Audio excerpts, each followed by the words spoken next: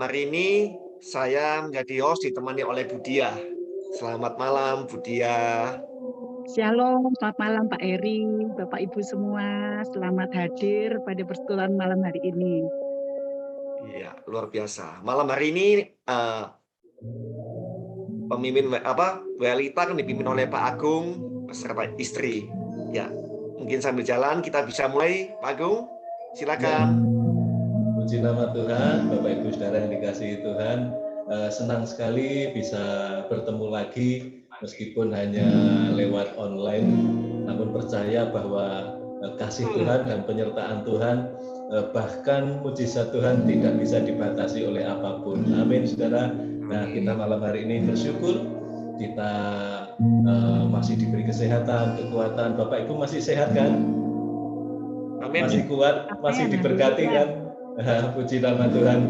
Ini semua hanya oleh karena penyertaan Tuhan yang berlaku atas kehidupan kita. Malam hari ini kita akan bersama mempersiapkan hati kita. Kita akan masuk di dalam pujian dan penyembahan. Kita mau bersatu hati. Kita mau menyenangkan hati Tuhan lewat pujian dan penyembahan kita malam hari ini. Kita mau berdoa untuk mengawali ibadah kita malam hari ini. Bapa, kami bersyukur buat kasih setiamu, buat anugerah yang Tuhan berikan kepada kami. Kami tidak mampu berbuat apapun tanpa pertolongan-Mu Bapa. Kalau kami ada hingga saat sore hari ini, kami pun percaya semua hanya oleh karena penyertaan Tuhan yang luar biasa dalam hidup kami. Kami serahkan ibadah kami pada saat malam hari ini. Kami percaya bahwa Tuhan campur tangan atas setiap kami, setiap apa yang kami pergunakan malam hari ini, alat-alat yang kami pakai, jaringan ataupun media yang kami pakai. Kami percaya Tuhan, Engkau yang senantiasa mengurapi, jauhkan daripada hal-hal yang tidak berkenan Bapa, sehingga apapun yang kami kerjakan malam hari ini, pujian penyembahan kami semua hanya untuk kemuliaan nama Tuhan. Terima kasih Bapa, terima kasih Yesus, terima kasih Roh Kudus. Inilah ucapan syukur kami mengawali acara kami malam hari ini. Yang percaya dan diberkati Tuhan bersama katakan amin.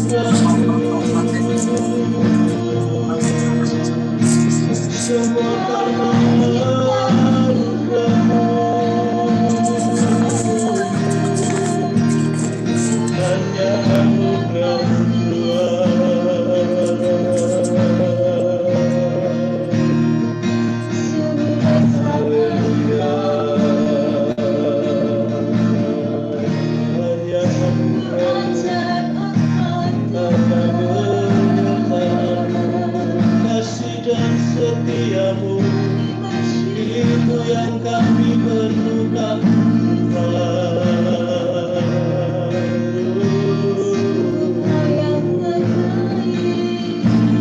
Engkau yang terikat dalam hidup kami, Yesus. Engkau ajar Tuhan, berikan pujian dan penyembahan kita. Saat yang terbaik untuk menyembah Tuhan, kami sembah, kami bersyukur Tuhan.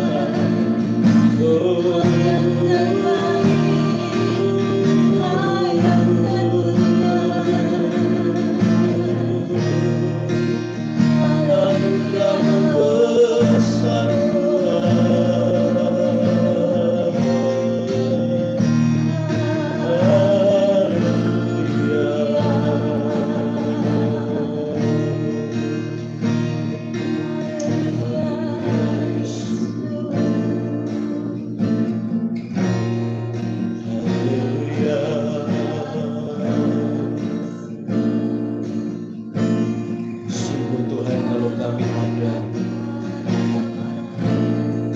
kami ada sebagaimana ada saat malam hari ini, semuanya oleh karena anugerah-Mu. Anugerah-Mu itu cukup bagi kami Tuhan. Penyertaan-Mu lebih besar dari apapun yang ada di sekeliling kami Bapa. Haleluya Yesus. Haleluya Yesus. Seberapa banyak kita percaya bahwa anugerah Tuhan, anugerah merupakan sumber kekuatan bagi kita. Mari kita angkat suara kita, katakan anugerah-Mu.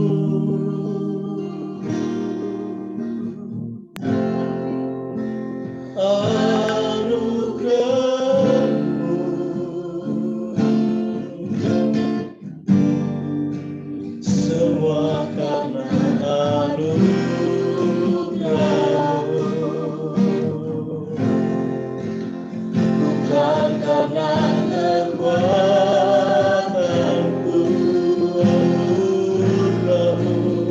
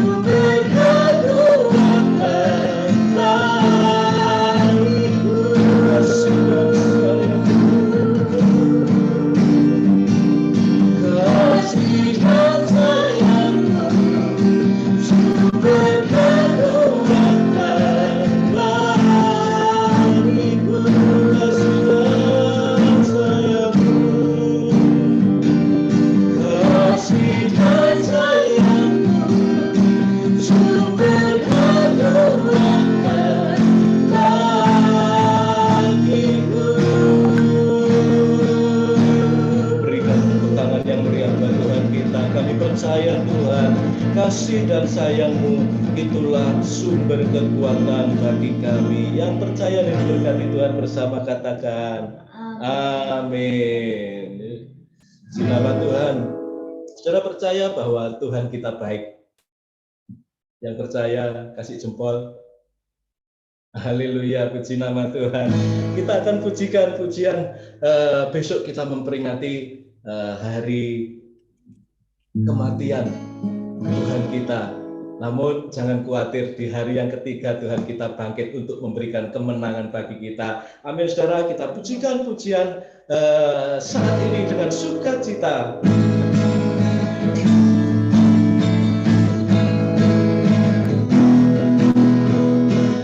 Dia mati bagiku, Dia bangkit bagiku, ya Tuhan. Allah penyelamatku, kuasa-Mu dinyatakan, hidupku dipulihkan, ya Tuhan. Allah kemenanganku, Dia sungguh baik, Dia sangat baik. Yesus, Dia baik bagiku. Dia sungguh baik, Dia sangat baik. Yesus, Dia baik bagiku. Katakan, Dia ada di dalamku, bergerak di hidupku, ya Tuhan. Allah kekuatanku, Dia penuhi hatiku dengan kuasa kasih-Nya, ya Tuhan. Allah kemenanganku. Katakan, Dia sungguh baik, Dia sangat baik. Yesus, Dia baik bagiku. Dia sungguh baik, Dia sangat baik. Yesus, Dia baik bagiku. Dia sungguh baik, Dia sungguh baik, Dia sangat baik. Yesus, Dia baik bagiku. Dia sungguh baik, Dia sangat baik. Yesus, Dia baik. Katakan, He is so good to you. He is so good to you. He is so good to me. He's so good to you and me. He is so good to you. He is so good to me. Jesus is so good to you and me. Jesus is so good to you and me.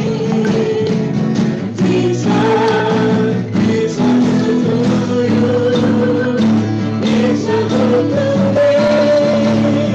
He's so good to you and me. Haleluya, haleluya, puji nama Tuhan. Saudara percaya bahwa Yesus baik buat saya dan saudara. Amin, saudara. Amin. Malam hari ini kita mau diberkati dengan kesaksian. Saya kembalikan ke host. Mari silakan, Bu Dia, Ya. Pak Heri. Sebelumnya saya ucapkan selamat datang buat Pastor Petra dan Pak Wirasastra Suryadi yang malam hari ini akan melayani dan memberikan kesaksian bagi kita semua. Selamat malam, Pastor. Pak Suryadi, selamat malam. Selamat malam. Sebentar lagi kita akan diberkati kesaksian oleh Pak Wirasastra yang berhubungan tentang mengenai kesulitan ekonomi dan sampai anaknya yang susah sekolah. Tapi Tuhan tuh mempunyai cara yang ajaib melalui banyak hal memberikan berkatnya atas Pak Wirasastra. Silakan Pak Wirasastra, waktunya. 10 Ya. menit untuk kesaksian. Terima kasih. Oke.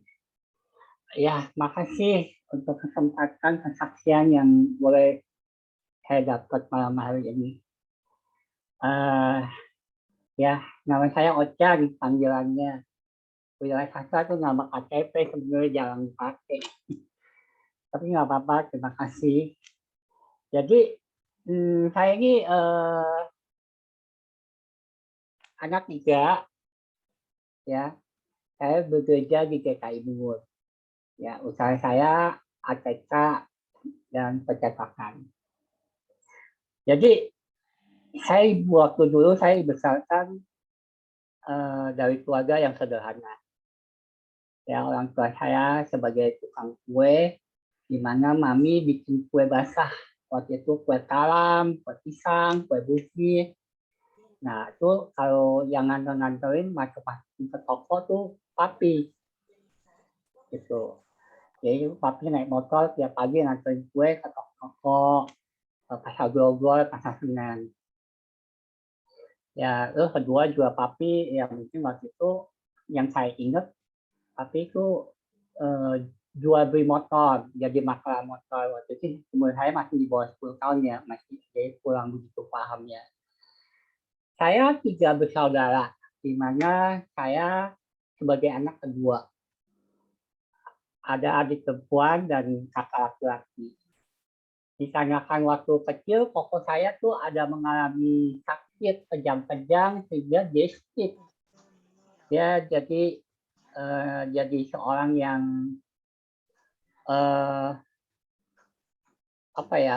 istilahnya mengalami jadi seorang yang tunagrahita kalau orang bilangnya, yaitu dia punya IQ-nya, intelektualnya, dan pemikirannya di bawah rata-rata. Ya, hari ini Koko ikut saya. Walaupun orang tua saya waktu itu bukannya Kristen, dia menganut Buddha, tapi kami anak-anaknya tuh disuruh ke gereja. Karena waktu itu di rumah kami kan di depan gang tuh ada gereja namanya Gereja Paula di Kalibaru. Kita ikut gereja situ ya. Wah, seneng ya main-main ya. Saya lupa tepatnya kapan, tapi yang saya ingat saya menerima Tuhan itu tuh waktu camp pemuda pertama tahun berapa saya lupa. Dan saya dibaptis, nah kemudian saya dibaptis jadi orang Kristen. Tahun 1980. Wakil Wali Kota Surabaya 2021. Tahun 1980, papi karena sakit jantung meninggal. Kemudian papi pada waktu itu mengubah keadaan hidup kami keluarga. Ya. Jadi sejak itu saya dan adik saya harus bantu mami jualan kue. Saya menggantikan papi antar kirim kue ke toko-toko, pasar Senen dan pasar Grogol. Waktu itu saya naik bis kota. Waktu itu masih ingat tuh. Saya senang banget tuh ikut bisa naik bis kota. Waktu itu ada bis tingkat. Jadi saya selalu duduk di atas karena masih sepi kan jam 6 pagi. Waktu itu pasar kue subuh di pasar Senen baru buka. Belum banyak yang jualan. Untuk menambah penghasilan kami, ikut jadi penjual kue subuh. Terus kedua juga saya buat bantuin mami dan menambah penghasilan. Waktu itu saya mulai ikut bisnis kue. Jadi saya ambil kue pasar subuh tuh, macam-macam kue. Terus saya bawa ke toko, saya titip jual. Ya kan, nah hasilnya tuh saya buat kata mami, ya udah ini kalau misalnya kue yang lu ambil nih untungnya buat lu gitu, modalnya pulangin buat modal lagi. Jadi itu hampir 12 tahun sejak kepergian papi, saya dan adik kadang dibantu Koko juga, karena waktu itu Koko belum bisa, jadi agak gimana, jadi nggak bisa diandelin, nggak bisa kerja, tapi dia kadang suka bantu. Jadi setiap pagi bangun jam 2 subuh untuk penjualan kue di pasar subuh. Ya kami naik becak waktu itu.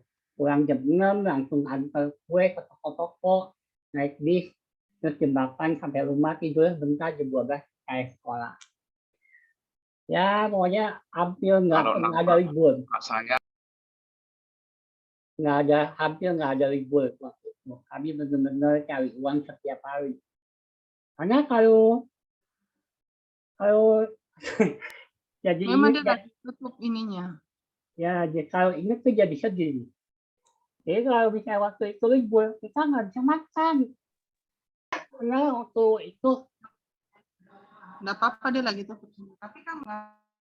ya kan jual kue tuh uangnya sedikit, nggak banyak. Waktu itu kue Bugis cuma 20 perak, untung 5 perak, 225. Pokoknya dikit deh waktu itu dapat duitnya. Nah itu pengalaman saya waktu kecil. Jadi pengalaman waktu kecil tuh membuat saya tuh jadi seorang yang terbiasa kerja keras dan mandiri. Ya kan, tahun 1990 saya tamat kimia, saya coba cari kerjaan sana sini, tapi memang nggak gampang waktu itu ya. Tamat kimia, akhirnya saya diajak teman kerja sebagai sales freelance, sales buku. Jadi saya disuruh ngorder ke toko-toko, ke pasar pagi, jadi sales buku tulis. Nggak ada gaji, nggak ada uang makan, nggak ada uang transport, hanya komisi dari hasil penjualan saya. Dari bisnis jual kue tahun 1989, saya waktu itu udah punya motor. Motor tua Honda 90 Jet tahun 1972. Saya masih ingat tuh waktu beli 125.000. Teman-teman bilang motor baru lah. Mereka ada kawal waktu itu. Jadi ingat nih. Jadi kalau mana-mana tuh teman-teman nggak ada yang mau goncengan sama saya. Saya bilang tak mogok, tapi ya udah nggak apa-apa. Jadi saya seorang sales buku waktu itu. Saya keliling toko pasar pagi, ke toko-toko ATK. Dari situ saya banyak berkenalan dengan pemilik toko di pasar pagi. Sampai akhirnya saya mendapat kepercayaan dari pedagang pasar pagi untuk berhutang, ambil barang dulu untuk saya jual ke toko-toko ecer. Tahun 1991, walaupun saya belum memiliki toko, tapi saya sudah menjadi seorang pedagang grosir ATK yang lumayan omsetnya cukup besar waktu itu. Dan tahun 1994 saya mulai belajar bisnis percetakan. Tahun 1995 kehidupan ekonomi saya sudah mulai baik lah, di mana saya bisa kuliah, walaupun kuliahnya berantakan karena ngapus. Tapi selesai, 7 tahun selesai, hampir di DO. Saya sudah bisa membeli barang-barang yang menjadi idaman anak muda waktu itu. Waktu itu saya bisa pakai perhiasan, pakai motor yang paling bagus itu waktu itu Elecking. Waktu beli HP, waktu itu HP itu mahal. Saya bisa ganti mobil, puncaknya saya bisa beli mobil keluaran Eropa. Waktu itu umur saya 25 tahun. Saya menjadi seorang anak muda yang bisa pegang cukup banyak uang dibanding teman-teman sebaya saya waktu itu. Saya juga aktif pelayanan di gereja, menjadi pengurus komisi, jadi guru sekolah minggu waktu itu. Terus tahun 2000 saya menikah, dikaruniakan 3 orang anak. Tahun 2000 sampai 2010 hidup saya benar boleh dibilang berkecukupan, walaupun ada masalah dalam keluarga, tapi saya rasanya dapat diatasin, semua beres karena waktu itu uang cukup. Saya terbiasa dengan sanjungan, pujian dari orang. Hidup saya menjadi seorang yang ya agak sombong lah, egois lah di dalam pergaulan maupun bisnis. Pokoknya saya harus dapat apa yang saya mau. Ya, karena saya selama ini merasa mendapat penghasilan cukup mudah, jadi saya sering tidak berhati-hati dalam berinvestasi, sehingga sering menggunakan uang dengan sembarangan, dengan tidak bijak. Tahun 2010 saya mulai mengalami penurunan dalam usaha. Berbagai persoalan baik dalam rumah tangga maupun usaha saya. Karena keuangan saya sudah mulai menurun. Toko ATK yang saya percayakan pada istri tidak berjalan dengan baik sampai mempunyai hutang yang cukup besar. Sementara usaha percetakan yang saya kelola juga mengalami penurunan. Masalah-masalah rumah tangga dengan istri sering terjadi keributan ya karena ujung-ujungnya karena faktor ekonomi lah. Kalau dulu kan kalau sedikit-sedikit kasih uang beres gitu. Nah, puncak dari semua adalah tahun 2015 di mana usaha saya benar-benar stuck. Saya sudah tidak bisa ambil barang karena hutang saya yang lama belum bayar. Jadi kata distributor, agen, udah ambil dulu, bayar dulu. Nah itu benar-benar saya merasa Tuhan meninggalkan saya. Padahal saya merasa hidup saya itu baik-baik saja. Saya pergi ke gereja, berdoa, melayani Tuhan, berbuat baik, suka membantu orang yang sedang dalam kesulitan. Kadang saya ikut misi pengabari Injil ke Kalimantan bersama gereja. Saya bertanya dalam doa saya, Tuhan, kenapa ini? Ada apa? Ya kan? Sampai akhirnya suatu sore saya diajak oleh seorang teman ke suatu komunitas. Saya sudah tahu komunitas apa waktu itu, yang setiap pertemuan selalu ada di restoran. Yang dimana membernya semua laki-laki. Kata teman saya ini grup businessman. Mendengar kata grup businessman langsung saya ada semangat. Dan ada harapan bahwa mungkin kalau saya aktif di dalam komunitas ini saya bisa dapat pantau, bisa membantu suatu usaha saya yang sedang nggak bagus. Makanya saya mulai ikut aktif, tiap minggu ikut member meeting. Di dalam komunitas selalu ada kesaksian dari teman-teman. Rupanya dari mereka banyak yang mengalami masalah yang sama dengan saya. Tentang kesulitan keuangan, masalah-masalah usaha, rumah tangga. Tapi juga banyak kesaksian dari teman-teman yang sudah dipulihkan dari segala permasalahan. Mereka bercerita bagaimana Tuhan menolong membantu mereka. Saya dari komunitas itu saya banyak belajar. Saya mulai mengerti ternyata selama ini walaupun saya ke gereja ikut pelayanan bukan untuk memuliakan Tuhan, tapi lebih cenderung untuk kepentingan saya sendiri dan rutinitas supaya dilihat orang. Saya selalu merasa bahwa apa yang saya miliki adalah dari usaha dan kerja keras saya sendiri.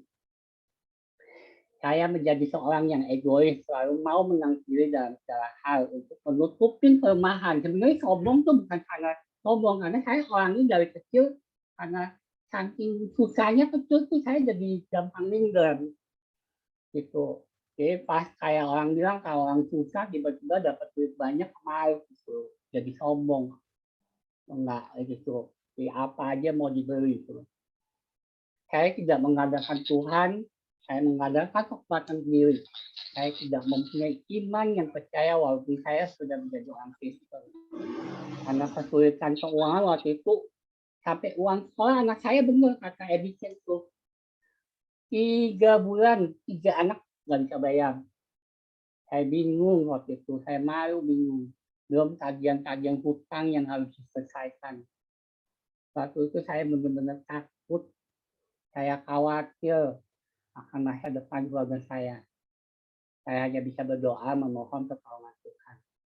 Tapi kali ini dalam berdoa saya tidak lagi berdoa seperti kebiasaan berdoa yang lama. Kebanyakan meminta. Waktunya tinggal sedikit. Ya. Lalu Ya, yang berdoa menyuruh Tuhan. Singkat cerita, agar saya mengerti bahwa di dalam sebagai orang Kristen, hidup ini harus berserah kepada Tuhan, mengakui kelemahan. Walaupun memang kita baik, keadaan baik, tapi kita harus berserah, bersandar kepada Tuhan. Itu yang saya lakukan saat-saat terakhir itu. Betul. Begitu saya berserah kepada Tuhan, berdoa kepada Tuhan dengan benar-benar memohon bimbingan Tuhan, berserah, mengakui kelemahan. Tuhan memulihkan saya pelan-pelan. Uang tanpa saya memang nggak minta ya uang sekolah anak saya dibayarin, cuman saya memang sering kesaksian.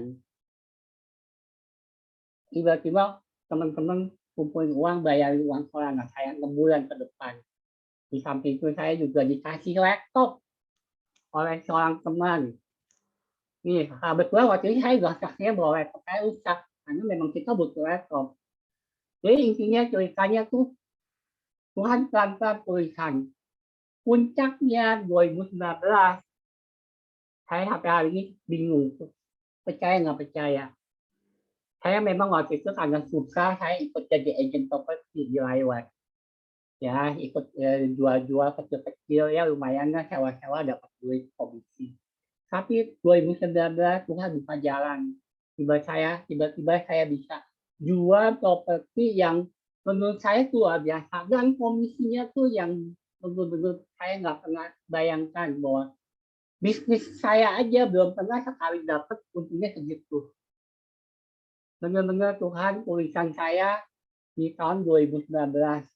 Orang-orang 2019 awal dari kehancuran karena COVID-19, tapi 2019 Tuhan benar-benar pulihkan saya. Selama dua tahun itu saya benar-benar Tuhan bantu, Tuhan tolong. Dengan uang yang saya dapat di awal 2019, saya beresin utang-utang pelan-pelan. Saya hati-hati berbisnis, memulai lagi. Dan akhirnya bisnis saya ya bisa jalan lagi sekarang ini. Saya pikir Tuhan baik. Yang penting hidup kita asal kita mau berserah pada Tuhan, berdoa mengakui kelemahan, tidak sombong. Ya, Tuhan amin. mau menolong, membantu Amin. kita. Saya pikir cukup ya kesaksian saya. Ya, Aja ya. cukup Pak. Oke. Sudah 20 menit. Kalau saya kalau ngomong udah Terima nggak kasih berhenti deh. Pak Wira atau Pak Ya. Ocan untuk kesaksian yang luar biasa ya. Ya, Yang sama-sama, penting Bu. itu semua keselamatan jiwanya. Dari kecil Ya. sudah dikenalkan malah disuruh oleh mamanya. Puji Tuhan. Apakah semua sekarang seluruh keluarga sudah mengenal Tuhan Yesus? Pak Oh Ocan? udah, puji Tuhan. Puji Tuhan. Udah, Mami Kita juga ingat- waktu itu sebelum meninggal dia sempat terima Tuhan Yesus. Ya, Tapi amin Pak. karena Ya. adat istiadat, akhirnya dia masuk Katolik ya. Seperti kisah 16 ayat 31 ya, kalau satu orang selamat maka Tuhan akan menyelamatkan seisi rumah tangganya. Puji Ya. Tuhan. Terima kasih buat kesaksian yang luar biasa yang boleh menjadikan berkat buat kita dan pelajaran buat kita bahwa segala perkara itu Tuhan yang memberikan, yang menganugerahi ya. Puji Tuhan. Sekarang sudah dipulihkan kembali. Pak Heri, silakan sekarang untuk waktunya berfoto ya. Tapi sebelum foto, Pak Heri akan menyampaikan pertanyaan buat Bapak Ibu sekalian. Mohon yang menjawab open cam ya, kamera dibuka semua. Baru Raisen terus menjawab. Nanti mohon Pak Edi lihat siapa yang duluan Raisen. Mohon dibuka semua kameranya. Silakan Pak Heri. Selamat malam Bapak Ibu. Ini ada bagi-bagi door prize ya untuk OVO atau GoPay malam hari ini. Nanti seperti yang Budia sampaikan, tolong di open cam sama raise hand dulu ya. Oke, pertanyaannya adalah siapa nama ratu yang menyelamatkan 2 orang Yahudi dari ancaman pembunuhan Haman pada saat zaman Raja Ahasiweros? Silakan open kamera dan angkat tangan. Ya, Tante Yuda, silakan. Ratu Esther. Ya. Oh ya, betul sekali. Ya. Puji Tuhan. Nanti Nanti kita kasih GoPay atau OVO ya Pak Eri. OVO. Iya, Iya. setelah nanti acara selesai akan dihubungi oleh Budia ya Tante Hilda. Terima Ya, kasih. Terima kasih. Ya. Oke, Bapak Ibu, mungkin kita akan foto bersama. Pak Sofyan minta tolong dibantu. Silakan Bapak Ibu. Selamat malam teman-teman, minta tolong kameranya nyalakan ya. Ya. Oke, mari kita foto senyumnya. 1, 2, 3. Sekali lagi ya. Ayo senyumnya, jangan lupa nih. 1, 2, 3. Sudah, makasih. Makasih Pak Sofyan. Baik, makasih Pak Sofyan. Sebentar lagi kita akan mendengarkan firman Tuhan ya Pak Eri. Betul sekali. Ya. Sebelumnya saya akan bacakan profil dari Pastor Petra Fangidae yang akan melayani malam hari ini untuk membawakan firman. Ya, itu foto beliau beserta nyonya, beserta ibu dan kedua putrinya. Pastor Petra Fangidae, Master of Theologia, mempunyai seorang istri yang bernama Ibu Yola Fangidae dan mempunyai dua putri, Kalista Fangidae dan Salumita Fangidae. Beliau mengambil pendidikan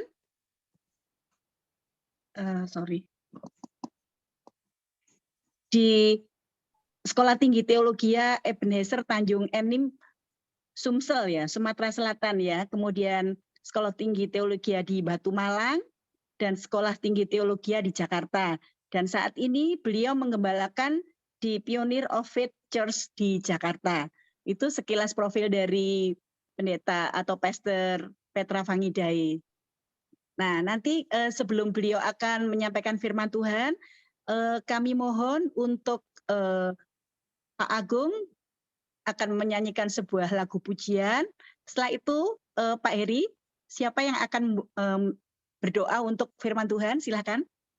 Nanti doa malam hari ini dipimpin oleh Pak Edi Cheng, doa firman. Siap. Baik. Ya, baik. Silakan Pak Agung. Baik, puji nama Tuhan, kita akan siapkan hati kita. Kita mau dengar firman Tuhan, namun kita akan menyanyikan satu pujian. Dalam pujian ini boleh mempersiapkan hati kita untuk kita terus bersyukur, untuk kita terus melekat kepada Tuhan. Di saat terbaikku, ku tak lupa bersyukur. Di saat terburukku, ku tak berhenti percaya padamu.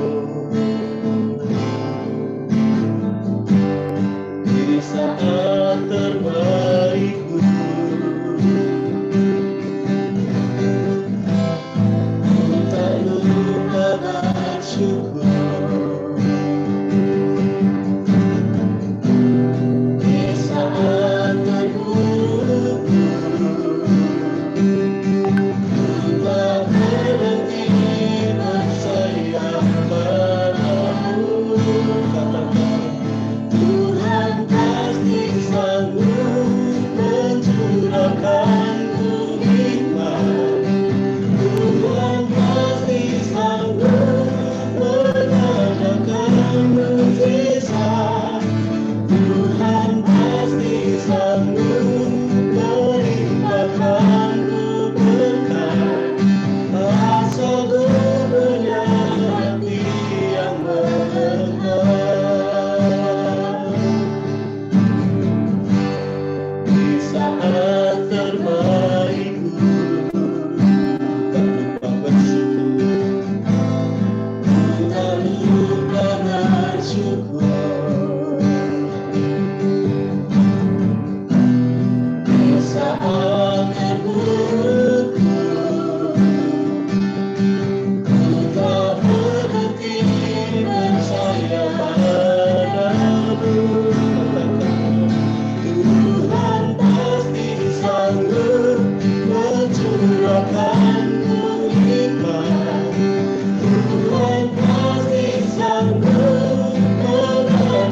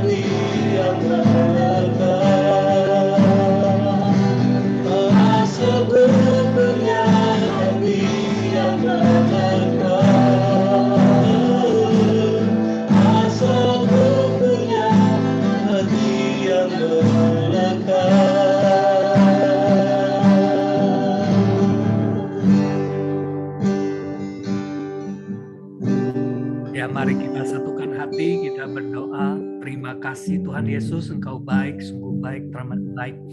Biarlah hari ini Tuhan Kau pimpin kami dari awal sampai akhir. Biarlah Kau tuntun pembicara kami Pak Petra. Kau berikan hikmat yang melimpah-limpah. Sehingga apapun yang keluar dari mulut beliau Tuhan dapat menguatkan iman kami. Membuat kami semakin mengerti Engkau sungguh baik dan teramat baik demi kami. Terima kasih Bapa. Kami serahkan acara ini di dalam pengasihan Engkau. Jadikan tanah hati kami tanah yang subur. Sehingga setiap benih firman yang jatuh bertumbuh berlipat ganda dalam hidup kami. Terima kasih Bapa, di dalam nama Yesus kami doa. Haleluya. Amin. Silakan Pak Petra. Oke, thank you. Terima kasih untuk hambanya Pak Edi Jang yang hubungi saya untuk menyampaikan firman Tuhan pada hari ini. Saya bersyukur untuk setiap kebaikan Tuhan. Setiap orang punya pengalaman manis dengan Tuhan, dan pengalaman manis itu membuktikan bahwa kita ini adalah orang-orang yang terpilih. Kita kalau tidak terpilih tidak akan pernah merasakan tentang kebaikan-kebaikan Tuhan. Nah, hari ini kita ingin berbicara tadi hambanya Pak Edi Jeng, sahabat saya nih, luar biasa.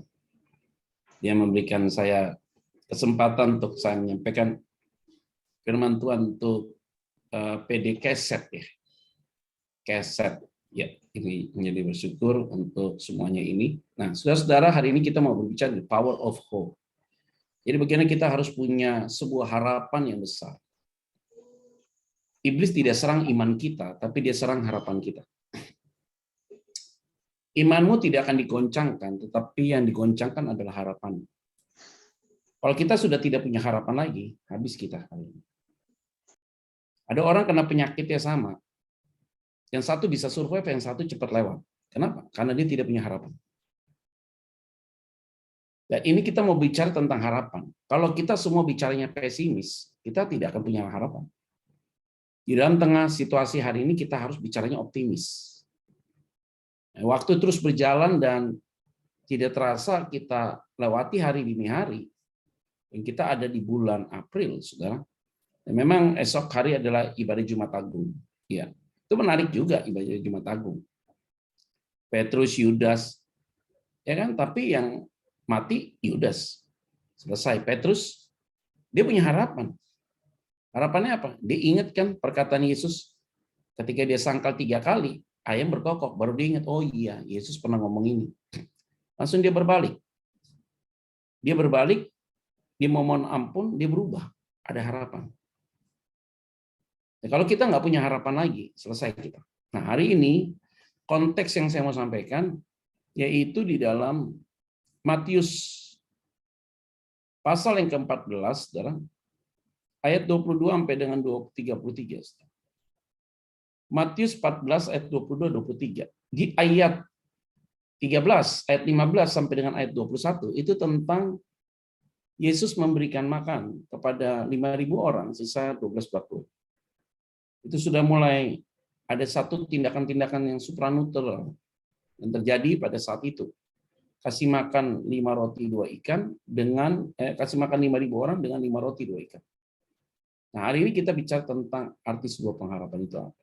Nah, setelah itu baru Yesus masuk dalam konteks ayat 22 sampai 33. Ini konteksnya menarik karena setelah peristiwa 5 roti 2 ikan itu sisa 12 bakul. Nah, ini yang akan saya bagikan bagi kita. Ayat 22. Sesudah itu Yesus segera memerintahkan murid-muridnya naik ke perahu dan mendahuluinya ke seberang. Sementara itu ia menyuruh orang banyak pulang. Jadi setelah Yesus memberikan makan 5.000 orang sisa 12 bakul, dia memberikan perintah kepada murid-muridnya. Itu berarti 12 murid ini. Untuk naik ke perahu untuk mendahului dia ke seberang. Sementara itu ia menyuruh orang banyak pulang. Nah, poin ini yang saya mau sampaikan bagi kita adalah begini. Kalau Yesus yang memberikan perintah untuk naik perahu dan untuk mendahului dia di seberang, itu berarti pasti nyampe. Karena dia yang kasih perintah. Kalau Tuhan kasih kita perintah dan kita dikasih tanda untuk berbisnis dengan teman ini, untuk melayani dengan cara seperti ini, untuk melakukan sesuatu dengan cara seperti ini, Sehingga ketika Tuhan yang memberikan tanda kepada kita, kita yakin pasti berhasil. Yang menarik dalam poin ini apa? Yesus suruh mereka naik ke atas perahu dan mendahulinya ke seberang. Yang uniknya adalah, kok bisa-bisanya Yesus memberikan perintah, tapi dia tidak ikut dalam perahu itu. Kenapa dia tidak ikut dalam perahu itu? Harusnya dia ikut dalam perahu itu, kan? Dan orang banyak, yang kurang lebih ada 5.000 orang itu, tidak termasuk perempuan dan anak-anak, hilang semua, pergi semua. Nggak tahu kemana. Dia suruh pulang semua. Tapi Yesus justru tidak ikut dalam perahu itu, tapi dia hanya memberikan perintah. Terkadang ini yang terjadi dalam hidup kita. Atau mungkin saudara lebih percaya teman ngomong, udah deh kamu usaha ini deh, pasti berhasil. Kamu melayani ini deh, pasti berhasil. Cemplungin orang untuk berusaha, cemplungin orang untuk melayani, tapi dia nggak terlibat di dalamnya. Mau cemplung usaha, tapi dia juga tidak kasih modal dalam usaha itu. Jadi dia menceburkan kita dalam usaha itu, dan kita percaya, dan akhirnya kita susah. Yang menarik adalah Yesus kasih perintah mereka naik perahu untuk menyeberang, tapi di sisi yang lain dia tidak ikut dalam perahu itu. Nah, karena Yesus yang memberikan perintah, harusnya nyampe. Nggak mungkin nggak pernah nyampe. Tapi yang menarik adalah dia nggak ikut dalam perahu itu. Itu yang jadi menarik. Yang membuat hemat pemikiran saya adalah menurut hemat kita ya, menurut hemat saya secara khusus. Kenapa dia sampai dia tidak naik perahu? Itu kan masalah serius. Nah, baru kita masuk ayat 23. Dan setelah orang banyak disuruhnya pulang, Yesus naik ke atas bukit untuk berdoa seorang diri. Ketika hari sudah malam, ia sendirian di situ. Agak unik ya, contohnya begini, saudara. Yesus ajak kita, jadi ada KKR misalnya, di Ancol. 5.000 orang dikasih makan, 5.000 orang suruh pada pulang dari Ancol. Tiba-tiba murid-murid langsung disuruh pergi dari Ancol ke Pulau Seribu, naik kapal. Tapi Yesus tetap ada di Ancol. Ngapain dia? Ambil waktu untuk berdoa seorang diri. Pertanyaan itu muncul lagi kan buat kita. Padahal tadi mukjizat terjadi. Kenapa Yesus tidak ajak murid-muridnya untuk berdoa sama-sama? Harusnya Yesus ajak murid-muridnya untuk berdoa sama-sama. Kita nih penting hari ini apa? Harus ada waktu khusus dengan Tuhan. Saya udah nikah 14 tahun sama istri saya. Tapi saya ada waktu untuk me time, saudara. Waktu pribadi saya dengan Tuhan.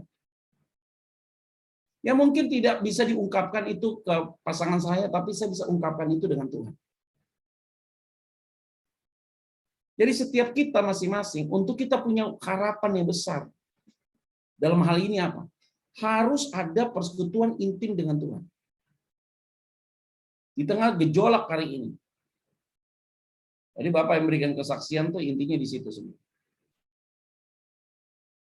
Itu apa? Kita harus ada waktu seorang diri. Untuk apa? Untuk kita bersekutu dengan Tuhan. Lewat komunikasi kita dengan Dia lewat doa. Sehingga kita baru memahami Tuhan itu maunya apa. Dalam hidup saudara dan saya. Nah, kalau kita tahu bahwa kita itu adalah orang pilihan Tuhan dan kita merasakan kebaikan Tuhan, pastinya kita tidak akan pernah kehilangan harapan. Kalau kita punya pergaulan intim dengan Tuhan. Nah, ini yang menjadi dasar ya.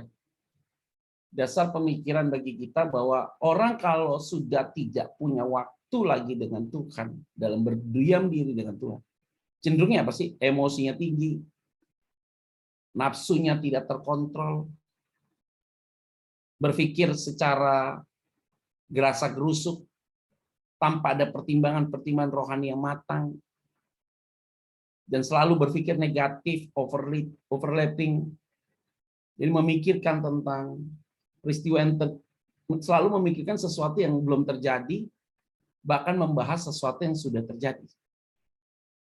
Biasanya orang-orang yang punya pemikiran demikian adalah orang-orang yang tidak punya waktu untuk bersekutu dengan Tuhan. Kalau dia punya waktu bersekutu dengan Tuhan dengan benar, saudara, dia tidak akan punya pemikiran demikian. Tapi justru dia punya harapan yang besar. Nah, ini menjadi poin menarik bagi kita. Ayat berikutnya. Perahu murid-muridnya sudah beberapa mil jauhnya dari pantai. Dan diombang-ambingkan gelombang karena angin sakal. Yesus yang memberikan perintah mereka naik perahu untuk nyebrang ke sana. Pasti murid-muridnya ketika naik ke atas perahu happy juga ya. Ya pasti kalau dia yang suruh pasti sampai. Ternyata di tengah-tengah danau itu terjadi angin sakal. Diombang-ambingkan dengan gelombang. Itu berarti dalam hidup ini tidak selamanya semua berjalan mulus.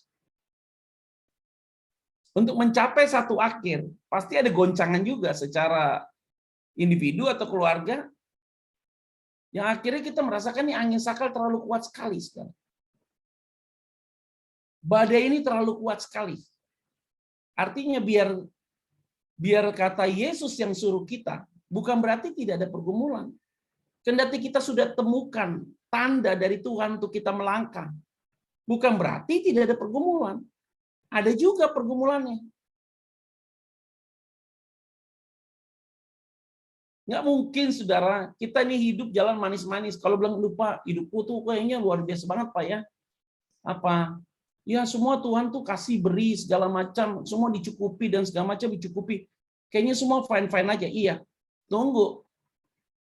Jangan merasa nyaman, karena ketika kita merasa nyaman, zona aman itu bisa jadi berhala buat kita.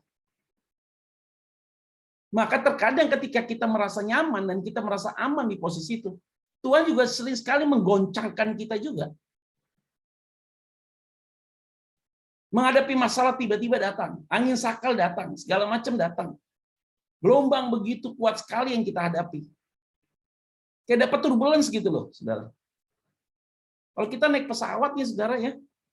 Kadang-kadang bingung ya naik pesawat ya. Langitnya biru atau malam terbang, langitnya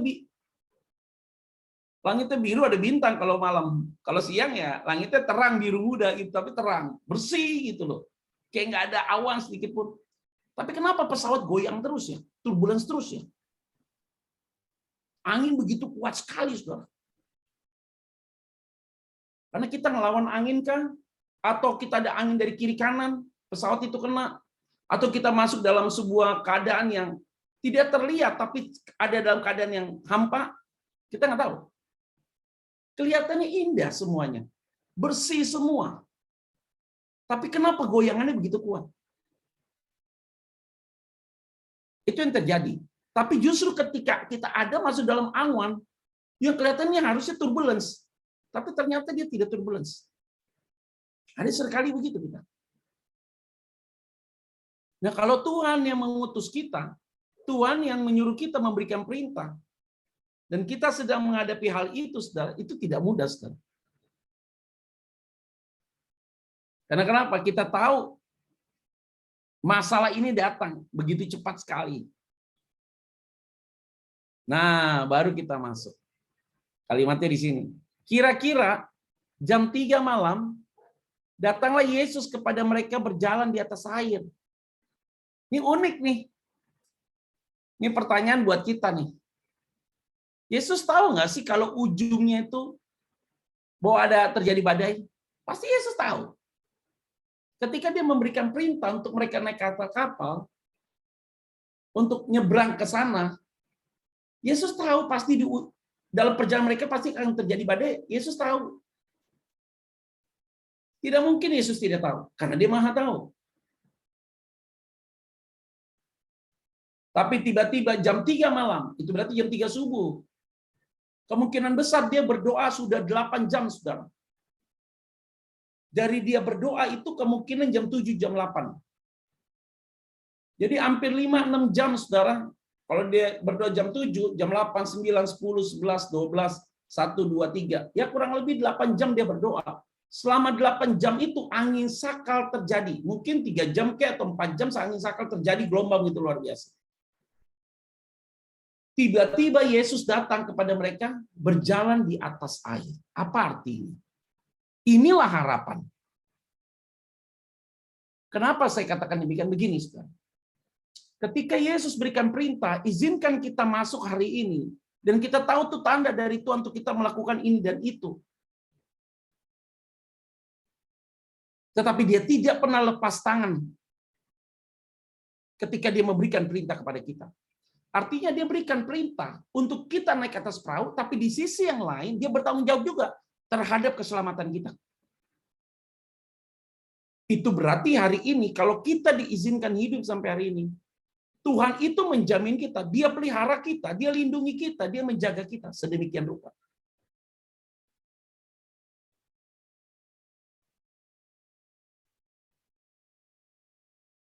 Nah, ini menjadi poin penting bagi kita semua, Ibu Bapak Saudara sekalian, karena kita tahu kita ada dalam situasi-situasi demikian. Yang 3 malam datanglah Yesus kepada mereka berjalan di atas air.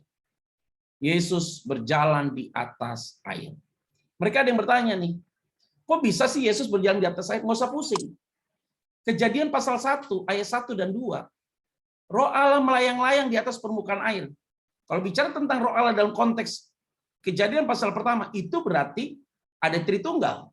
Allah Bapa, Allah Anak, dan Allah Roh Kudus. Di dalamnya ada Yesus, pasti, karena tidak boleh dipisahkan satu dengan yang lain. Kehadiran Yesus ke dalam dunia membuktikan bahwa Yesus itu adalah anak. Tetapi Yesus itu adalah Tuhan. Dia menjadi satu kesatuan yang nggak bisa dipisah.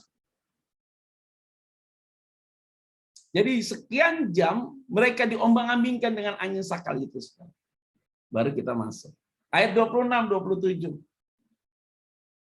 Ketika murid-muridnya melihat dia berjalan di atas air, mereka terkejut dan berseru, itu hantu.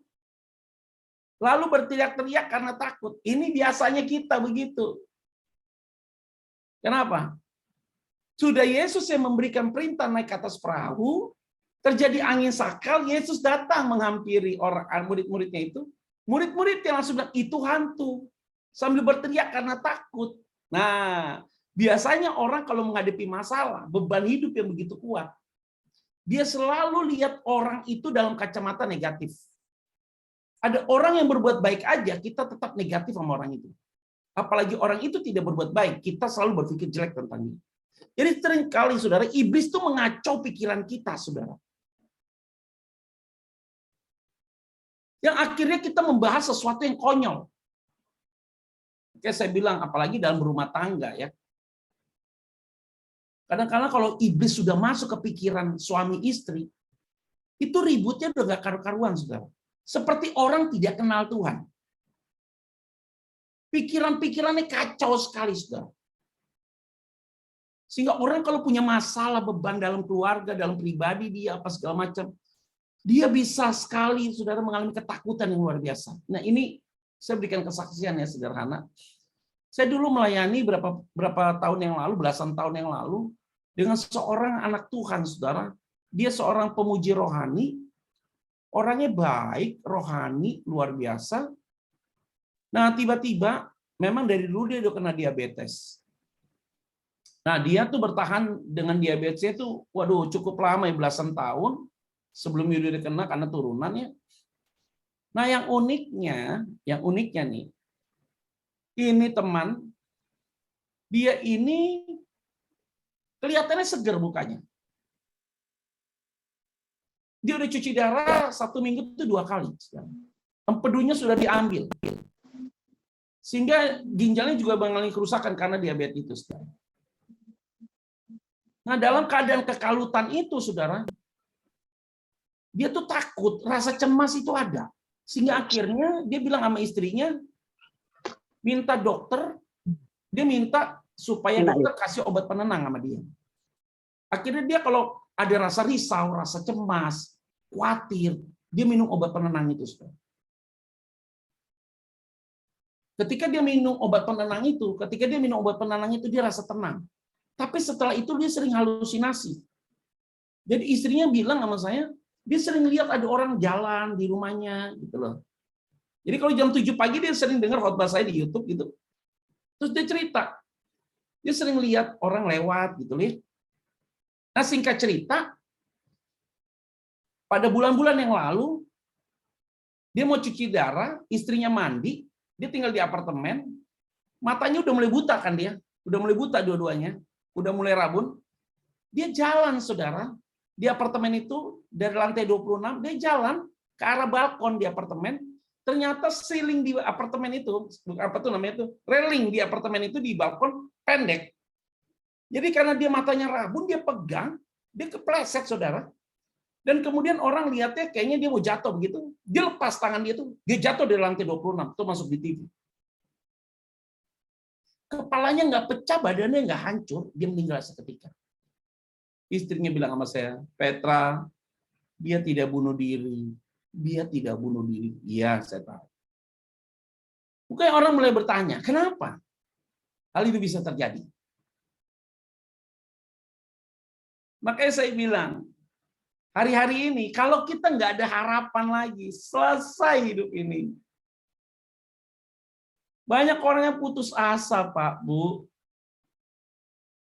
Mengalami beban hidup yang berat, banyak orang putus asa mau tinggalkan Tuhan. Apalagi mereka yang sering dipatah hati, saudara. Ada anak jemaat, tiap pacaran diputusin, tiap pacaran diputusin, tiap pacaran diputusin. Lama-lama dia bilang ini kayak kutuk. Jadi ada rasa itu memang dalam diri dia. Nah, murid-muridnya pada saat itu melihat ini bahwa ini serius, saudara. Dia bilang itu hantu. Mereka berteriak-teriak karena mereka takut. Tahu saudara apa yang dilakukan Yesus? Ayat 27. Tetapi segera Yesus berkata kepada mereka, tenanglah, aku ini, jangan takut. Waduh, asik sekali saudara. Kalau saudara dan saya, kita sedang mengalami kekalutan yang luar biasa. Bahkan kita sudah berpikir negatif terhadap orang itu. Orang itu bisa datang sama kita ngomong begini, udah tenang, saya nggak ngapa-ngapain kamu. Ini Yesus bilang, tenanglah, aku ini, jangan takut. Sejuk sekali kalimat itu. Hari-hari ini, kita yang mengikuti Zoom dan ibadah pada hari ini, Bapak, saudara sekalian, kita harus sadar nih hari ini. Bahwa hanya kekuatan yang datang dari Tuhan yang bisa memampukan kita sampai hari ini. Tidak ada yang lain. Tenanglah, aku ini, jangan takut. Keren. Itu berarti semua kita yang hari ini ikut Zoom, kita punya keyakinan Tuhan yang akan memberikan harapan bagi kita semua. Ada amin?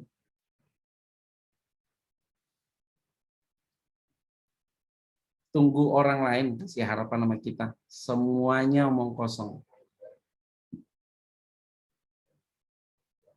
Kalau Tuhan yang kasih harapan sama kita, dia pasti akan menepati apa yang dia sudah katakan bagi kita. Maka dia bilang, jangan takut. Tenanglah, aku ini. Jangan takut. Keren.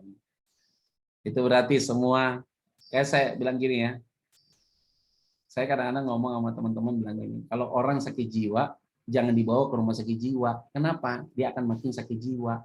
Karena nggak ada yang dia lihat orang benar di situ.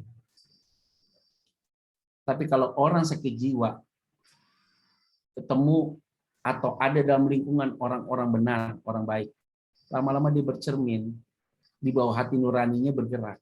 Akhirnya dia jadi orang baik. Jadi hari ini, Ibu, Bapak, kalau pasangan kita ada masalah, istri kita ada masalah, suami kita ada masalah, lagi emosi, kita perlu saudara lempar air dikit sejuk ini. Kalau kita ngomong keras lagi, itu barang jadi api semua. Setan masuk soalnya. Suami lagi emosi, istri juga ikut emosi, setan masuk. Nah, setan masuk akhirnya apa? kata-kata kasar, kata-kata kotor, kata-kata menghujat, kata-kata kutuk keluar. Itu bahaya. Kalau tidak beres, ini masalah.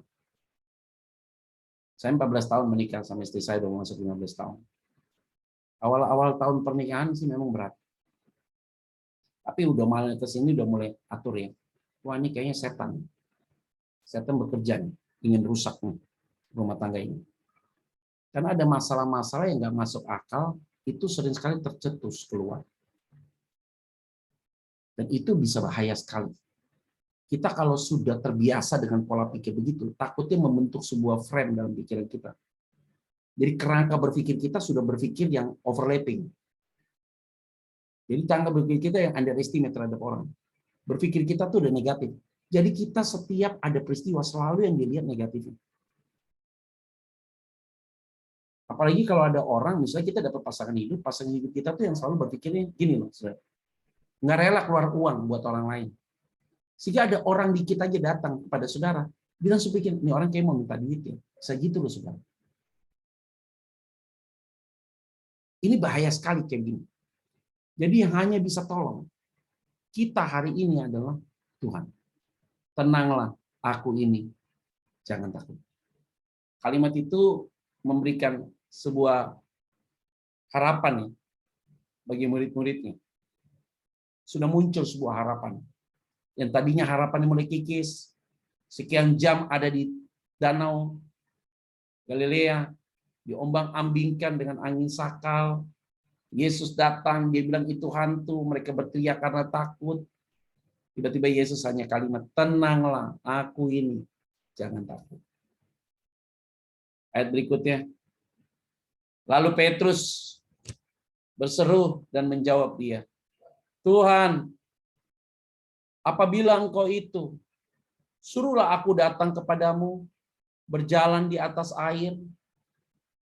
Petrus langsung respon, Tuhan, apabila engkau itu, suruhlah aku berjalan, suruhlah aku datang kepadamu, berjalan di atas air. Petrus cukup berani, saudara. Karena ini subuh loh. Ini keadaan jam 3 pagi loh. Gelap gulita loh. Dan dia bilang, kalau kamu itu, bawa aku jalan. Yesus berkata apa? Kata Yesus, datanglah. Maka Petrus turun dari perahu dan berjalan di atas air mendapatkan Yesus. Ini keren nih. Maka Petrus turun dari perahu. Dia turun dari perahu, itu berarti masih ada 11 murid dalam perahu. Dia turun dari perahu, yang sisa ada dalam perahu 11 murid. Dia turun dari perahu dan dia berjalan di atas air mendapatkan Yesus. Itu berarti 11-nya masih dalam perahu. Ayat 30. Tetapi ketika dirasanya tiupan angin, takutlah ia dan mulai tenggelam, lalu berteriak, Tuhan, tolonglah aku. Waduh. Ketika dia dapat tiupan angin itu, takutlah ia. Dan mulai tenggelam lalu berteriak, Tuhan tolonglah aku. Tadinya dia ada harapan saudara berjalan. Tiba-tiba ada angin datang lagi. Takutlah ia. Dan mulai tenggelam lalu berteriak, Tuhan tolonglah aku. Berulang kali sudah diingatkan oleh firman Tuhan. Dalam keadaan terjesak sedikit, sesulit apapun, teriak minta tolong sama Tuhan. Tidak ada yang lain. Minta tolong sama orang, tadi saya bilang, tidak akan menemukan jawaban. Hanya Tuhan yang mampu menolong kita. Terkadang Ibu Bapak, kalau kita punya masalah, semua orang di sekeliling kita hatinya dikeraskan untuk menolong kita.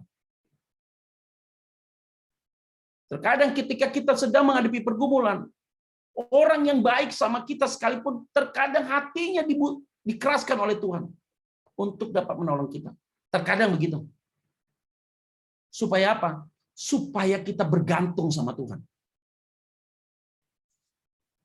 Karena kalau kita dikasih tangan terus buat orang itu, kapan dia punya bergantungnya sama Tuhan?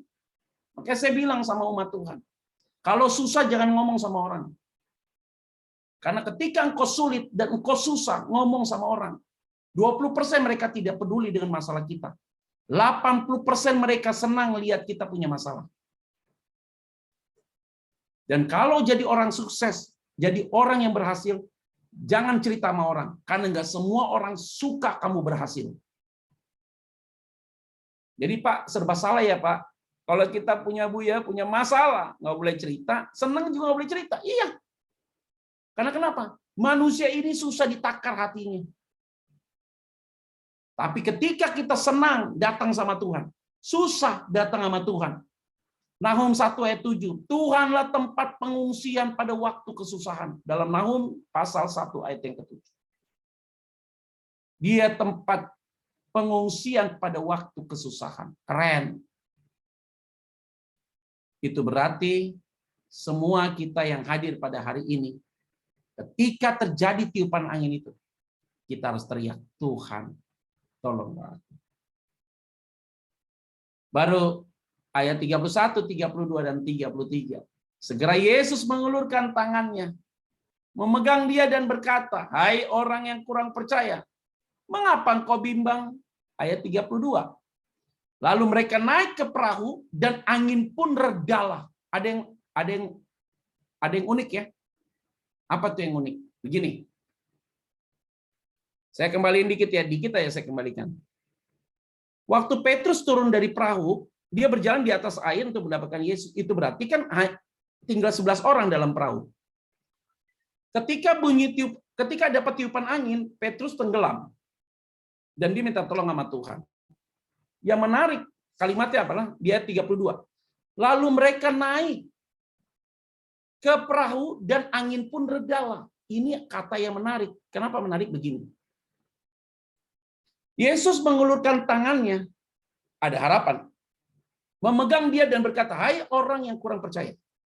Mengapa engkau bimbang? Artinya, dia bukan hanya selamatkan Petrus, tapi dia selamatkan 11 orang yang ada di dalam perahu itu. Ternyata mereka keluar dari perahu itu. Jadi angin sakal yang kedua terjadi ketika Petrus berjalan di atas air, terjadi tiupan angin. Itu yang membuat 11 muridnya keluar dari perahu. Dan kemudian Yesus pegang tangan Petrus, dan akhirnya mereka naik lagi ke dalam perahu. Mereka ini kan bentuknya jamak, bukan Petrus doang. Kalau Petrus yang naik ke atas perahu, pasti bilang Petrus naik ke perahu. Tapi kenapa mereka? Itu berarti 11 murid yang lain juga keluar dari perahu ketika terjadi angin, tiupan angin, sehingga Petrus bisa tenggelam. Artinya, kalimat berikutnya, dan angin pun redalah. Apa artinya? Bagi Yesus, bukan masalah angin dan gelombangnya yang dipikirkan. Bagi Yesus, selamatkan jiwa Petrus dan semua murid. Maka angin pun redalah. Hari ini, masalah berat apapun, bukan masalahmu diselesaikan, tapi hidupmu yang akan dikuatkan dan dipulihkan oleh Tuhan. Saya selalu bilang begini, kalau beban di pundak ini terlalu berat, dan Tuhan tidak ambil beban dalam pundak ini, tidak apa-apa. Tapi kuatkan pundakku untuk menanggung beban itu. Dan hari ini saya mau sampaikan, Tuhan yang akan menguatkan pundak kita masing-masing. Ada amin? 33. Dan orang-orang yang ada di perahu menyembah dia, katanya, sesungguhnya engkau anak Allah. Maka mereka bilang, engkau anak Allah. Kesimpulan saya, sebelum ada Q&A, yang pertama adalah, setiap perintah yang Tuhan berikan kepada kita secara otomatis dia akan menyertai kita. Dan yang kedua, pergumulan tidak bisa dihindari dalam hidup ini, tetapi kita tidak boleh menyerah sedikit pun. 3, jangan sampai kita salah mengerti tentang Tuhan di tengah pergumulan hidup ini, karena Tuhan tidak pernah salah. 4, jangan sedikit pun bertindak tanpa iman. Jika bertindak tanpa iman, maka kekuatan yang kita miliki menjadi lemah dan tak berdaya. 5. Pertolongan Tuhan selalu hadir, dan dia akan memulihkan, menyembuhkan, dan menyelamatkan kita tepat pada waktunya. Dan yang terakhir, tetap optimis, dan punya harapan yang kuat, karena badai pasti berlalu, dan sinar mentari akan bersinar di pagi hari. Biarlah damai sejahtera Allah menyertai kita, sukacita Allah menyertai kita, tetap kita punya harapan yang besar dan kuat. Karena Tuhan yang hanya bisa menolong kita, tidak ada yang lain. Ada badai, Tapi Tuhan ada bersama dengan kita. Dia tidak menyelesaikan masalahmu, tapi dia memampukan kita untuk dapat menanggung masalah itu. Dan Tuhan pastinya akan menjaga dan memelihara segala. Tuhan Yesus memberkati kita semua. Shalom, saya kembalikan ke host. Wah, sangat luar biasa kali, Pastor. Sangat menguatkan dan memberkati pastinya buat kita semua yang hadir malam hari ini. Saya juga ada pertanyaan, tapi nanti mungkin yang kedua saya bertanyanya. Nah, mungkin untuk Bapak Ibu yang mau bertanya, silakan. Yang bisa bertanya pertama kali akan mendapatkan door prize OVO atau GoPay. Tolong buka open cam dan angkat tangan, silakan bertanya. Terima kasih. Ya, Atau saya juga mau tanya. mungkin bisa lewat chat, ya. Aduh, kalau lewat chat sulit lah. Tidak ada, Pak Heri, ada yang mau bertanya? Ibu siapa? Nggak bisa dibuka ya? Bisa kedengaran, Ibu. Ibu Rustin itu, Ibu. Iya, Rustin. iya. Saya mau tanya ini. Iya, Pak. Silakan. Gini ya, Pak ya. Ini masalah tentang kepercayaan tentang Petrus ya, yang mana dia akan apa itu berjalan di atas air ya, atas perintah Tuhan ya. Itu tapi kalau dia kan dia berjalan kan disuruh Tuhan tadi ayat 22 dan 23 ya. Tapi kalau Petrus itu tiba-tiba keluar dari kapal, dia enggak punya iman, Pak. Gimana itu? Kadang-kadang cuma disuruh aja, tapi kan kita ya cuma percaya tok, tapi imannya dia kurang gitu loh. Cuma langsung melangkah. Saksinya dia kan mau tenggelam juga itu. Apa dia enggak memperhitungkan itu? Apa enggak harus berdoa dulu? Ya, hidup dengan iman Tuhan. itu kan dari melangkah sesuatu harus dengan doa, dengan apa, ya kan? Enggak langsung, kamu ke sini langsung melangkah saja, itu kan enggak mungkin lah, Pak. Ya, benar, Bu. Jadi kalau ini bukan Petrus ya konteksnya, Bu ya. Praktis ya. Tidak semua dalam hidup ini segala sesuatu langsung diputuskan hari itu. Butuh tanda dari Tuhan. Nah, makanya itu. Tanda dan doa. Nah, kalau dalam konteks tadi cerita Petrus itu, kenapa dia langsung berjalan? Karena dia lihat kalau engkau sungguh Tuhan, katanya, ya kan? Ajak aku suruh berjalan ke situ. Silakan dia jalan, kata dia. Gitu loh. Nah, waktu dia jalan, goyang dia dapat tiupan angin itu. Maka Yesus bilang, di manakah imanmu? Gitu. Jadi harus ada tindakan. Sekarang gini, Bu. Kalau kita pengen tahu Tuhan itu pelihara kita bagaimana sih? Waktu susah nggak usah ngomong. Baru kita tahu bahwa Tuhan pelihara kita. Waktu terdesak nggak usah cerita. Baru kita lihat Tuhan pelihara kita. Kalau kita yakin ini dari Tuhan, usaha bisnis mau dilakukan, pelayanan mau dilakukan, minta tanda sama Tuhan. Tandanya apa? Ya firman Tuhan. Sering sekali orang minta tanda dari mulutnya pendeta. Hati-hati loh. Nggak semua pendeta diberikan sensitivitas oleh Tuhan. Lebih bagus kita dengan Tuhan punya pergaulan intim dengan Tuhan. Sehingga firman Tuhan yang kita baca itu akan menjadi konfirmasi kita dengan Tuhan. Kalau saya, Bu, 26 tahun saya melayani Tuhan, setiap saya melangkah, saya butuh konfirmasi lewat firman Tuhan. Kalau tidak ada konfirmasi lewat firman, saya tidak akan mungkin melangkah. Dalam bentuk apapun. Sehingga dalam konteks ini saya setuju, Bu. Jadi kita dalam mau melangkah apapun, tanya Tuhan dulu. Kalau Tuhan belum kasih jawaban, jangan melangkah. Gitu.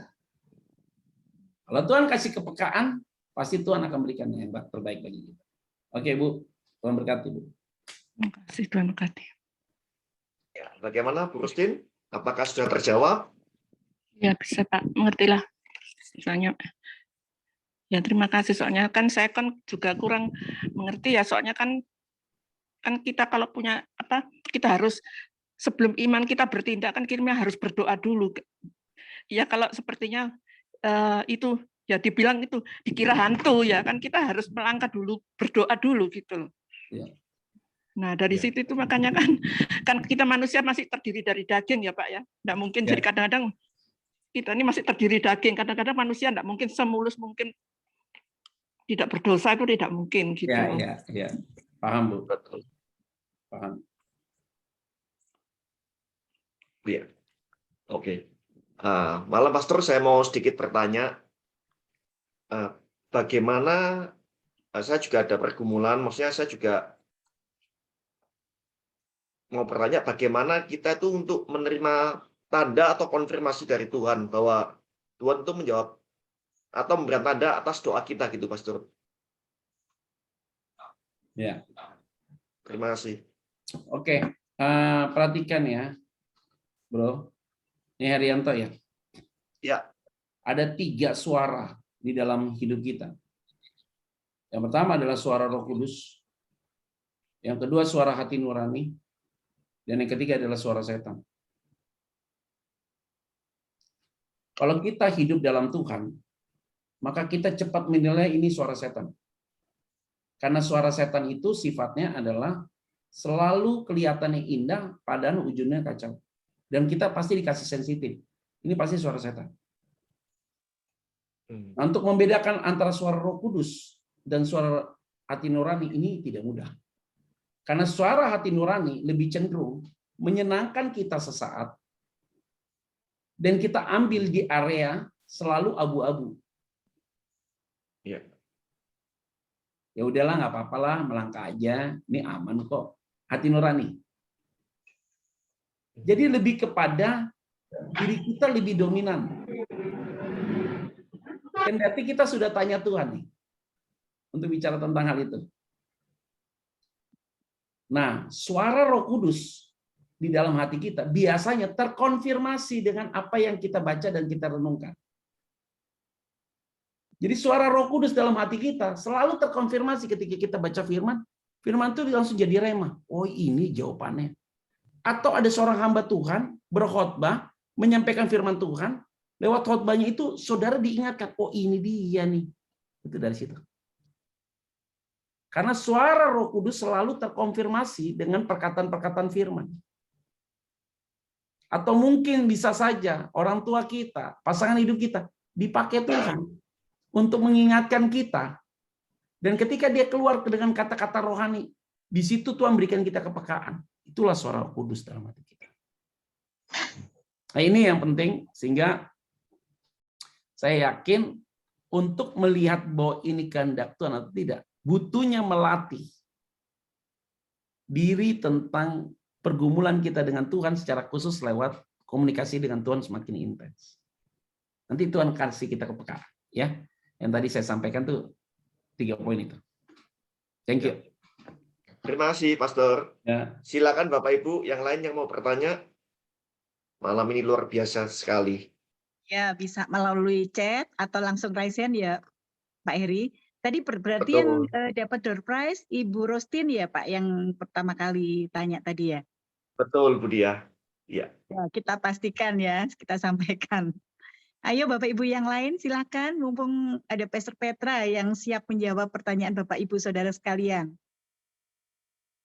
Saya mau tanya sekali lagi aja, coba sebentar ya. Soalnya saya supaya lebih mengerti gitu ya. Tadi ada hubungannya suara dari Roh Kudus, dari suara dari setan ya.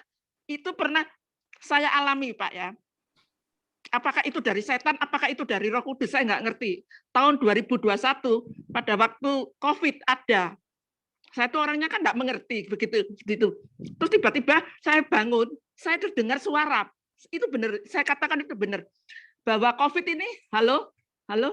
Ya, silakan Ibu. Halo, ya itu dia ada suara begini, saya ketika bangun. COVID ini tidak akan pernah selesai. Terus saya tuh kayaknya kayak ketakutan gitu loh, Pak. Lalu saya bilang sama keluarga saya dengar suara itu tahun 2001. Keluarga teman saya kasih tahu, tapi jawabnya bilang saya itu halusinasi.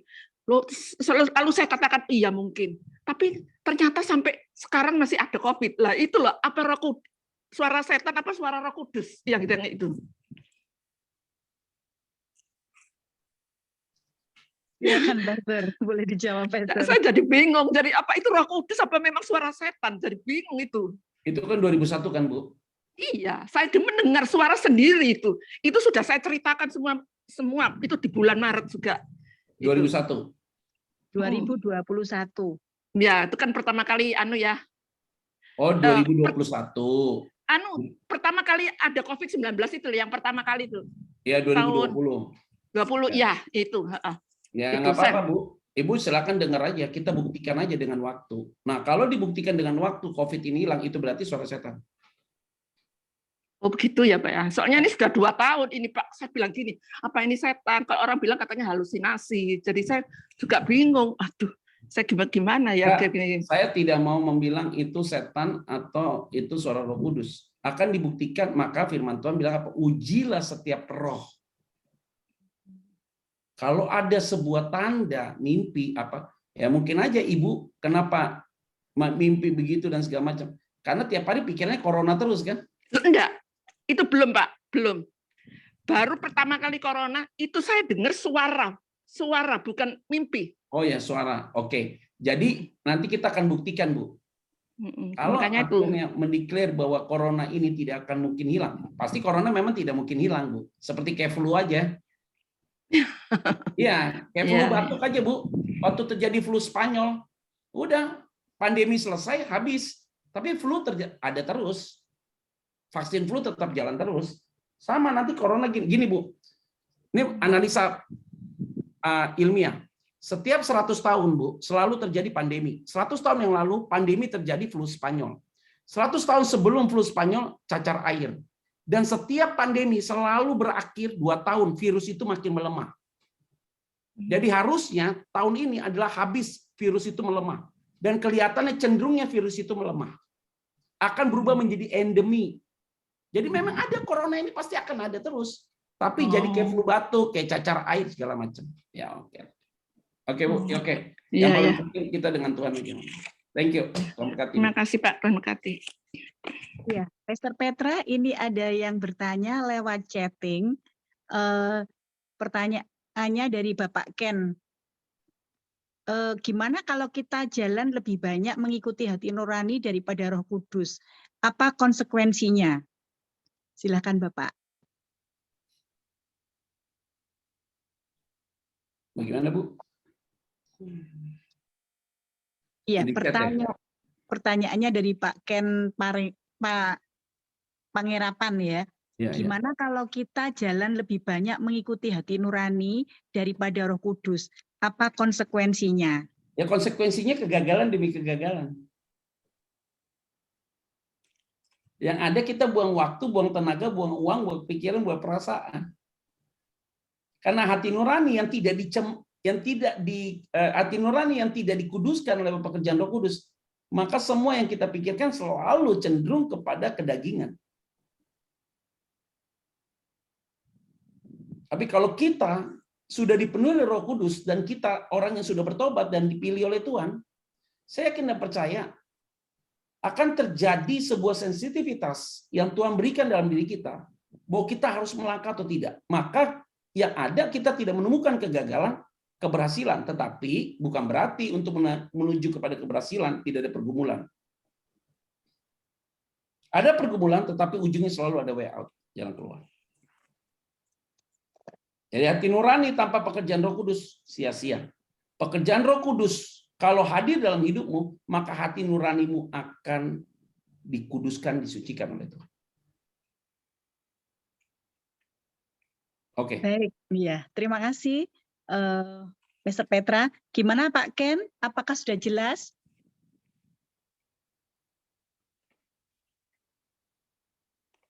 Oh, ada pertanyaan tambahan. Ini Bu lagi. Dia. Ya, silakan Pak Eri. Ini ada pertanyaan tambahan. Bagaimana supaya kita bisa dituntun oleh Roh Kudus? Bagaimana kita supaya dituntun oleh Roh Kudus? Ya, bagaimana supaya kita itu bisa dituntun oleh Roh Kudus itu? Yakinkan Pak bahwa Bapak adalah orang yang sudah mengalami hidup baru. Kalau kita sudah mengalami hidup baru, maka hidup kita dipenuhi oleh Roh Kudus. Dan kalau hidup kita dipenuhi Roh Kudus, maka kita dituntun oleh pekerjaan Roh Kudus.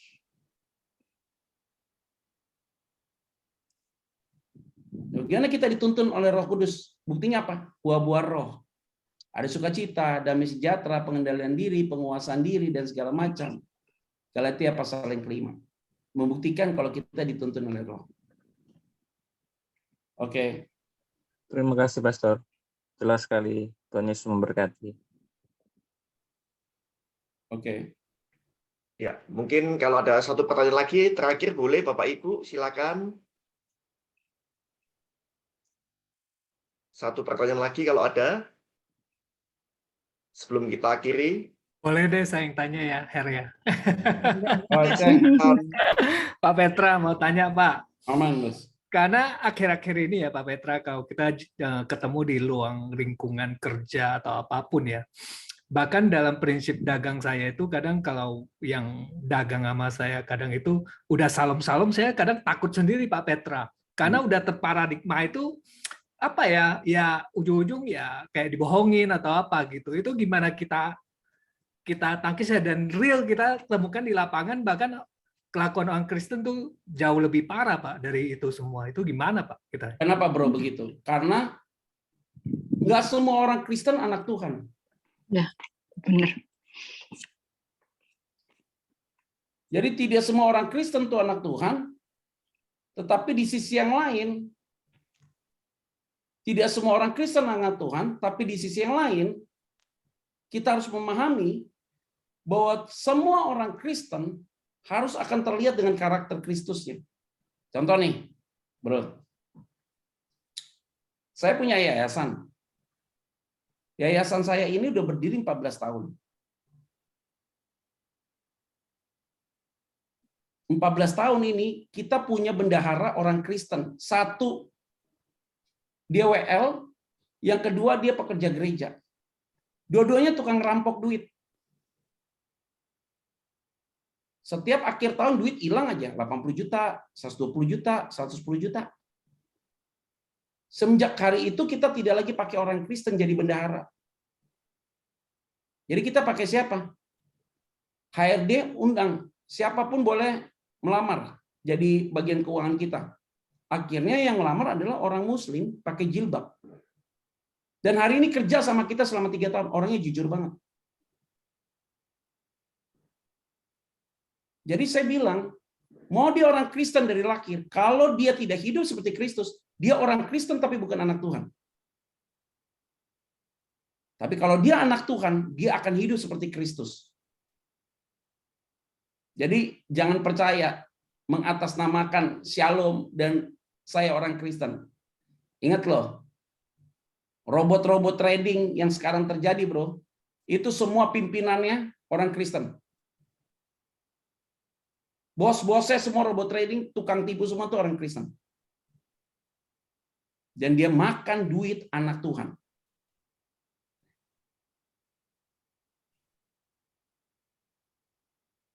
Jadi ini memang tidak mudah.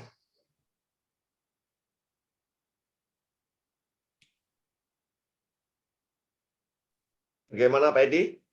Jawaban dari pastor?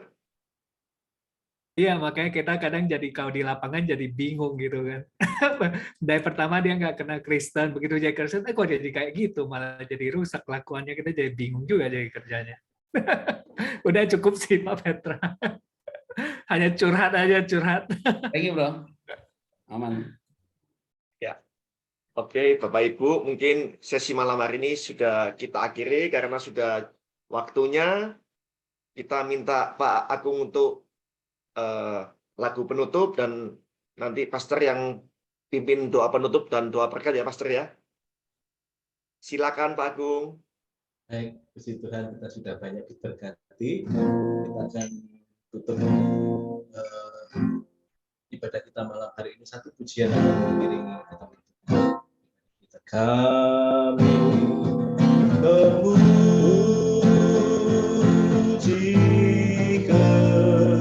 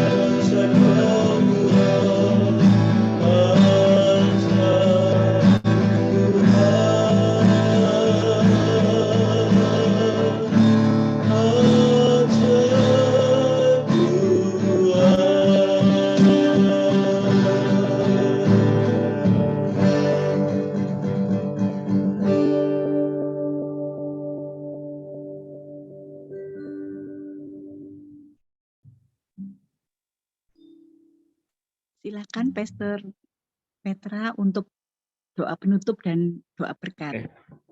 Mari kita berdoa. Bapak, terima kasih, biarlah PD Kesep dalam perlindungan Tuhan, kasih setia Tuhan, dan semua pribadi yang ikut, semua tentunya dijaga Tuhan. Berkati satu persatu.